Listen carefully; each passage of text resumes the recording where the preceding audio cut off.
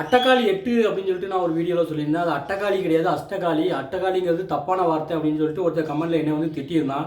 அட்டகாளி 8 அப்படிங்கிறத நான் வந்து எப்படி சரி அப்படின்னு சொல்லி நான் அந்த வீடியோவில் எக்ஸ்பிளைன் பண்ண போகிறேன். இப்போ வந்து தமிழில் வந்து பார்த்தீங்கன்னா, இப்போ பஞ்சபூதம், பஞ்சலிங்கம் இந்த மாதிரியான வார்த்தைகள்லாம் வந்து ஹிந்தியில் வந்து பாஞ்ச் அப்படிங்கிறதுக்கு அர்த்தம். அதெல்லாம் வந்து அஞ்சை குறிக்கும். தமிழுக்கும் ஹிந்திக்கும் ஒரு கனெக்ஷன் இருக்குது. அது வந்து நிறைய வார்த்தைகள் தமிழில் இருக்குது, ஹிந்தியில் இருக்கிற மாதிரி ஒற்றுமையாக இருக்கும். இது வந்து நிறையா வார்த்தைகளில் வரும். நீங்கள் வந்து இந்த நவதானியம், நவகிரகங்கள் இதெல்லாம் வந்து பார்த்தீங்கன்னா 9 குறிக்கும். நோவுங்கிறது வந்து ஹிந்தியில் 9 குறிக்கும். இது எல்லாமே வந்து 9 லிங்கம் இருக்கும், 9 கிரகங்களை குறிக்கிறது தான் வந்து நவதானியங்கள்லாம் 9 தானியங்களை குறிக்கிற மாதிரி இருக்கும். தசாவதாரம் அப்படின்னா 10 குறிக்கும். தஸ்ஸுங்கிறது வந்து ஹிந்தியில் 10. அதேமாதிரி 10 வந்து குறிக்கிற மாதிரி நிறைய வார்த்தைகள் இருக்கும். தசாவதாரத்துக்கு வந்து 10 அவதாரம் அப்படிங்கிற மாதிரி அர்த்தமாக இருக்கும். அதே மாதிரி இப்போ பார்த்தீங்கன்னா அட்டகாளி 8. 8க்கு வந்து ஹிந்தியில் ஆட் அப்படிங்கிறது அர்த்தம். அட்டகாளி அப்படிங்கிறது வந்து இந்த 8ங்கிறது இது ஒரு சரியான ஒரு இதுதான்.